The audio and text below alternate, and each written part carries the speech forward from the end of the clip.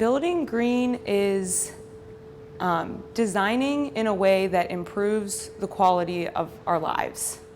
Well, building green, I think, is really just doing the right thing.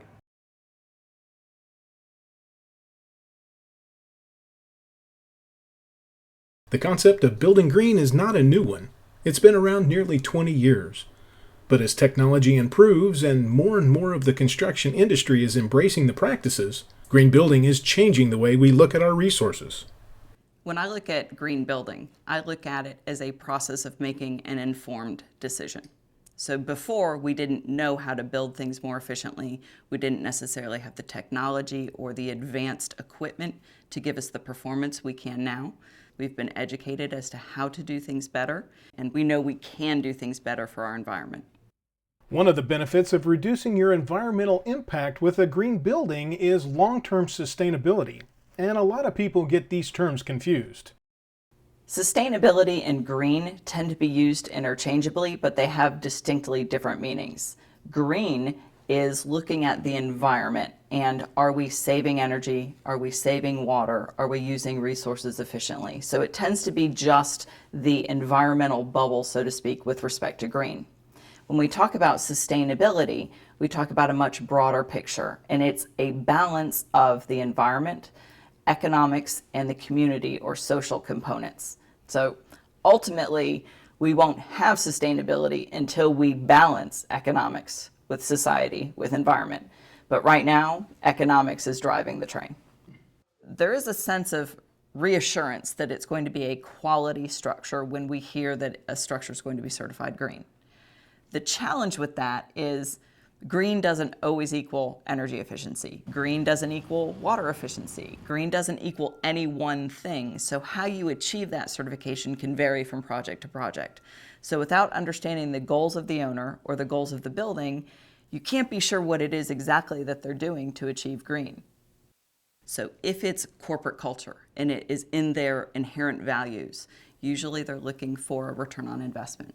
They do understand the value of building green and preserving our environment, but they also understand the importance of having a return on their investment. And as much as we'd like to think that everyone is making a right decision because of the environment and or society, the bottom line is I have to understand cost benefit. I have to understand return on investment, because if I don't, I'll be out of business. And if my clients don't, they'll be out of business.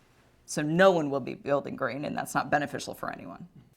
When you hear someone has committed to build a green building, to me it is almost a bit of a sigh of relief to know that there's going to be a third party watching what the architect and contractors do, and they're looking out for the future of this building and the performance of this building. We want a high performance building, and we don't always get that with just an architect and just a contractor.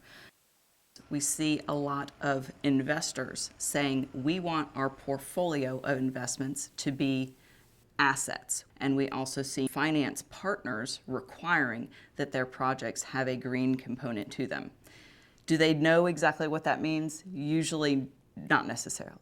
They pick a certification program, and that's the value of the certification programs, is that the finance partners, the investment folks, the corporate culture, they're not subject matter experts in green building, but the programs that the U.S. Green Building Council, that Florida Green Building Coalition have come and created help these companies achieve their mission.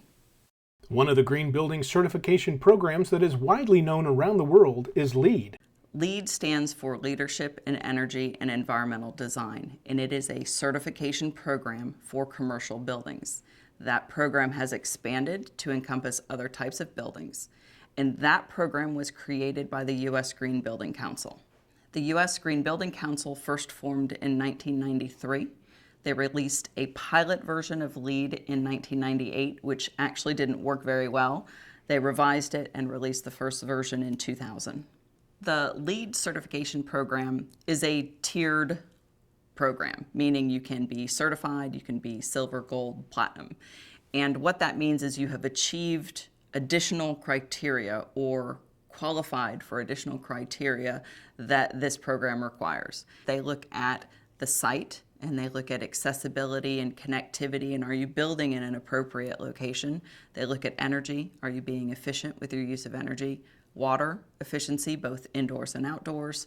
They look at the health of the interiors, the selection of materials that you've chosen, and also look at bigger picture, holistic sustainability issues. So each building would look at the credits and identify credits that they want to pursue based off of the individual project goals. Those credits always vary from project to project. So with respect to achieving certification, each of those categories has specific credits. You accumulate enough points and you can achieve certification. The more points you accumulate, the higher the certification level you achieve. We do third-party certification because the industry in general, the architects, the contractors, the government officials are not green subject matter experts. And it's easier to defer to a third party that is a subject matter expert and to use their certification program to have that checks and balance in place and to have someone verify, again, that we are doing what we said we're going to do with respect to being more resource efficient. A leader in the rental car market is also leading the way in environmental design and efficiency in Southwest Florida. Hertz is putting the finishing touches on their new world headquarters and hopes for gold. You know, building green to Hertz is really a component of a larger commitment we have to sustainability and corporate social responsibility. We believe that we need to be responsible stewards for the environment in which we are operating. I think it's important as a company, and it's really important to our employees and to our customers that we recognize the environmental impact that we have and to try to mitigate that, and by doing things like green building. We have a history of being green. Our old facility in Park Ridge, New Jersey, which was not built to be green, we actually reconverted, and it was and is LEED certified gold. When we originally designed this building, it was designed to be green. And that is a whole lot easier than trying to retrofit it like we did in our Park Ridge facility. Here, we built into the design and the process the fact that we wanted this to be as environmentally friendly as possible. You build it into the plan, and actually it becomes fairly easy. It's a little bit more money up front, but over the long term, what you end up doing is you reduce the cost, you reduce our footprint on the environment, our carbon footprint, and overall it really becomes a great environment for the employees, and our customers love it too. LEED certification is a well-respected international brand that actually provides the performance metrics that you need to make sure you know what you're certifying to and being able to accomplish. And so we targeted gold because we felt that was the appropriate level for us, balancing both the needs on the environment as well as cost. We're not completely done, and we haven't finalized the certification process. We believe we will certainly become a gold LEED. We're certainly shooting for beyond that if we can. I think that there are a couple of things that we've seen in terms of the benefits of being in a green building. First of all, the employees love it. They find it to be a very friendly environment. They are happy to participate in making sure that we're doing good things for the environment. And you can start to see the economic benefits of that as well. So we're saving on water, saving the environment, we're saving on energy with the solar panels, our thermal storage system, which is really kind of a neat thing. We have 18 ice tanks that we make ice overnight, and when the energy costs are lower and it's more efficient. And we melt it during the day to run the air conditioning. And so we don't have to run the big compressors for a good part of the day. And it actually saves us a tremendous amount of energy and cost. I think what ends up happening is, since we're not loading the system during the day, it doesn't overload the system for the rest of the community around us. So from an energy perspective, it actually is flattening out that energy curve, and it's making it better for everyone. The windows that we have here are designed to allow a maximum amount of light in, but try to keep the heat out. They also allow the light to come into the offices, which also reduces the need for lighting. People love it because it's an open, airy environment. A key component of green building is water conservation. So there are a couple of different systems around water collection. We have some retention ponds, so in the rainy season, It retains that water, and then it ultimately goes down into the stormwater system.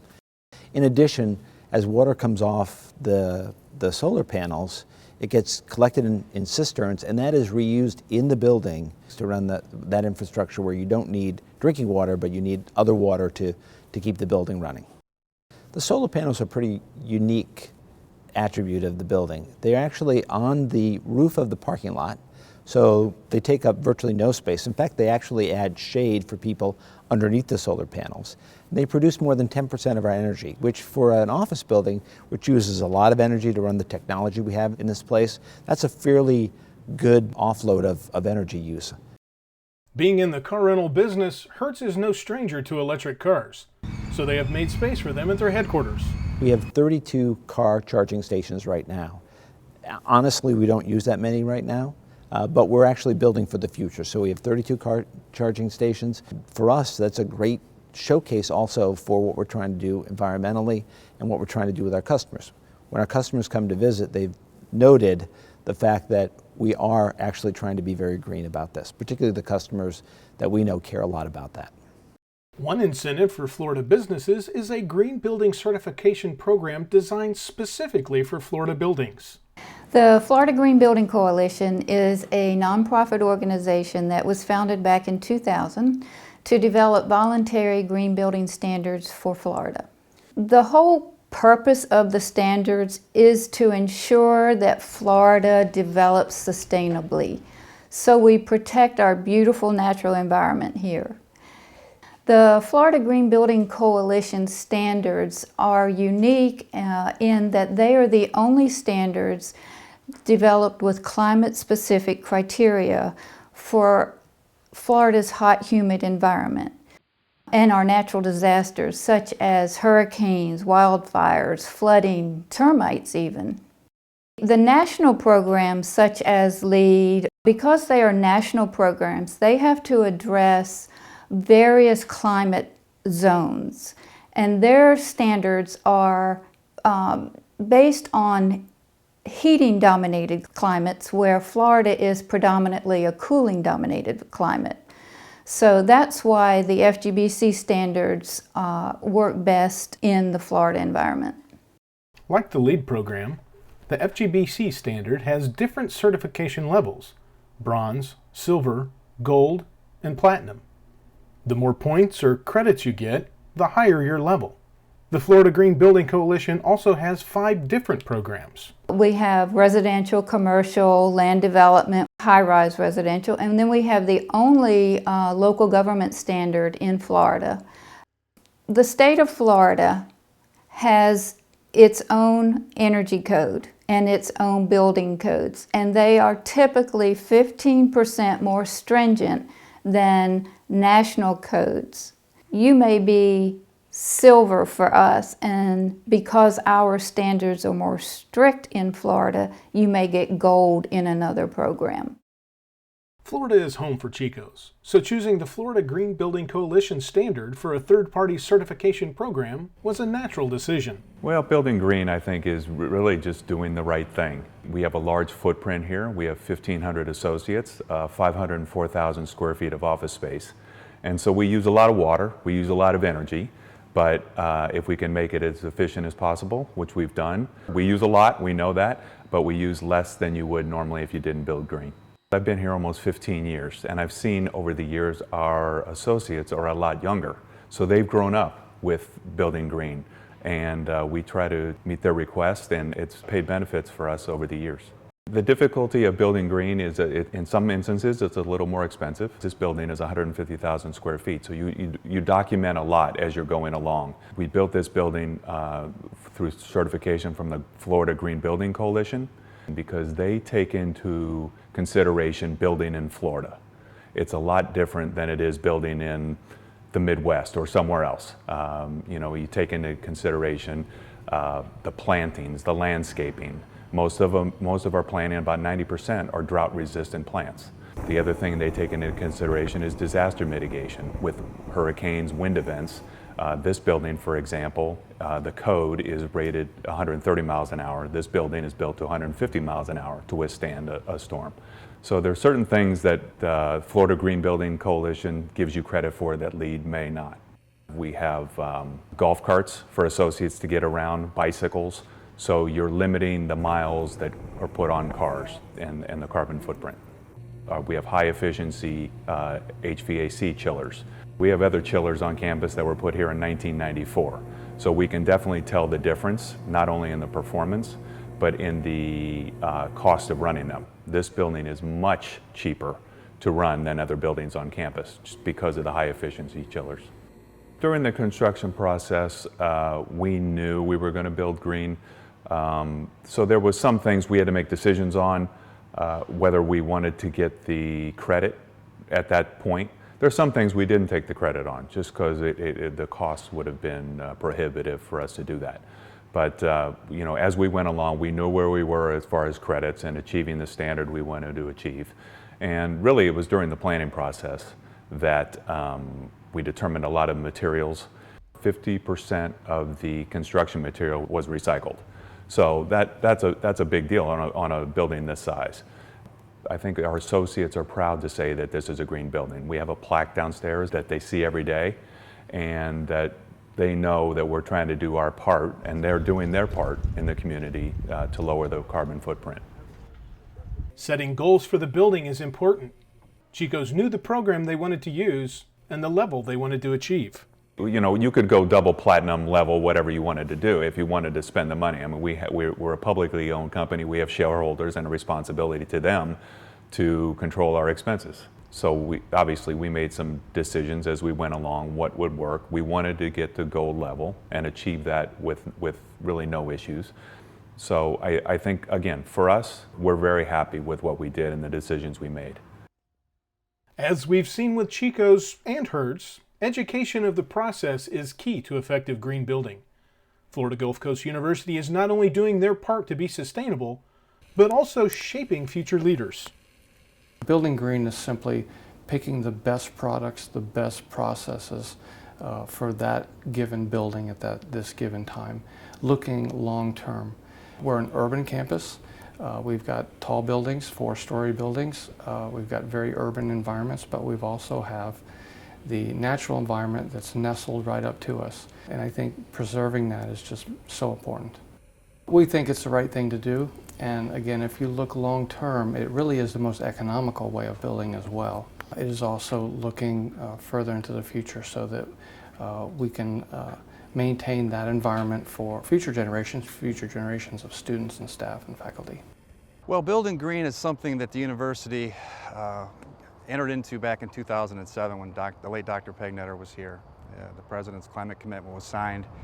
So at that point in time, one of our first tangible actions was to set a policy that said all future buildings will be LEED, silver, or higher. And we've met that. Every single building that we've built since signing that commitment has been LEED, silver, or higher. LEED seems to have more name recognition nationwide than any of the other certification systems. So we wanted to select something that was known, something that is tried and true. Certification is important in that it demonstrates to the community and the students our commitment to the environment and our commitment to building sustainably. LEED is a third-party confirmation system that shows what we're already doing. So it is a outside source which confirms that we're building green. The LEED certification system ranking has a point system, and so the more points that you accumulate for building features, the higher your ranking, your certification.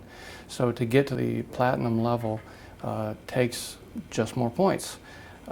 So that can be putting more effort into being even more energy efficient. With the beauty of the solar field here that we sit in, and the ability to purchase products and some of the things we do as far as how we build our buildings allowed us to get the necessary points to get those LEED certifications. This particular solar field here that we're on is a 2-megawatt system. It was constructed in 2009, and it supplies power to 3 academic buildings: the Roughcut College of Business, Holmes Hall, formerly AB7, which is now Seidler Hall. In this case, for example, Seidler Hall, which it was AB7 at the time, our initial goal was gold, so that the process at that point in time was the solar field was being built almost simultaneous to the building. So we knew we had an opportunity to use the points from it in the building. So when they got together and they put the point structure together, we realized the solar field would benefit Seidler Hall to the point of taking it from a gold building to a platinum building, which at that time we were the only academic lab facility in the state that was going to be a platinum building. So that was kind of a neat deal that we were the first to achieve that platinum standard in a building, in a lab facility. And it all had to do with the solar field and the points that were created from it in that structure. One of the ways FGCU is shaping our future leaders is with a required environmental course called Colloquium. The University Colloquium is one of many ways that sustainability is integrated throughout our curriculum. The University Colloquium, the learning outcomes for that course are for students to gain an ecological perspective and a sense of place and an understanding of the principles of sustainability. The thing with sustainability is that it's not just sustainability coordinators' job to make our future bright and the world a peaceful place. It's every profession's job. Every profession has some piece of the puzzle to contribute. And so we try to prepare our students, no matter what they're studying, whether it's business or finance or engineering, to be able to go out into the world and understand what piece of the puzzle they have and apply it. So we do that by bridging operational and educational goals. We give students the opportunity to participate in things like our energy audits, in biohazardous waste remediation and mitigation projects. They study our campus. They go out and take surveys of the tree canopy, and it's a really applied and hands-on learning experience. While building green is a good step in creating more efficient buildings and workplaces, there are issues that still need to be addressed for future success. Are there back-of-house financial benefits to LEED certification? The short answer is no. People are doing this because they feel it's the right thing to do, or it's part of their corporate culture, or it's a regulation or a requirement, or again, they're trying to promote a certain movement with respect to their company. But from a standpoint of pure financial benefits, tax incentives, there really are minimal tax incentives out there. I would say that one of the challenges is there's a difference between real sustainability and perception of sustainability. Most sustainability features in a building are passive. You don't see them. It's how efficient your mechanical system is. It's the type of lighting that you have. It's natural light brought into the building through windows. So it's not always a billboard item. It's not always something that you see. It's the influence that I have to put in more visible sustainability. So it's that perception versus the real sustainable features. In our part of the country right now, there's not a premium that you can get for green buildings. So that's coming. We're seeing movement in that direction, but it's not something that's happening in the Southeast yet. If you go to California or you go to Seattle, for example, yes, you absolutely see premiums for green buildings. So if you're building a green building here, you really have to make those decisions of, why am I doing this? Am I doing this because I think I can sell the building for more, or rent space for more, or lease space? And the answer may be no, unfortunately. One of the deals that LEED, from my standpoint, as I maintain these facilities and I pay the bills, obviously, is the after effect of LEED. Now, everything on the front end is the point structure. You get the nice plaque on the wall. But on the back side, the LEED component doesn't have a follow-up to, okay, does this building, it is platinum, but it does actually perform. And that is something that's lacking. Us as a university currently are working with some consultants on some benchmarking. So what that means is we're studying the building and how it actually performs. We look at all the light bills, the water, time of use, all the components that go into operating a building. And what we're doing with that is we're charting that and see where that actually sets up with other lab facilities and see where do we rank. I mean, does this building actually perform or not? In the case of our building, we'll find out, and if it doesn't, then we'll tweak it. We'll see what we can do to make the changes to make it a better performing building. We have to look for new ways to become even more efficient. So that's always a challenge, is is evolving with the times, evolving with the technology, and continuing to incorporate those into the buildings. You always strive to be better, and we're always pushed to do so, and that's a good thing.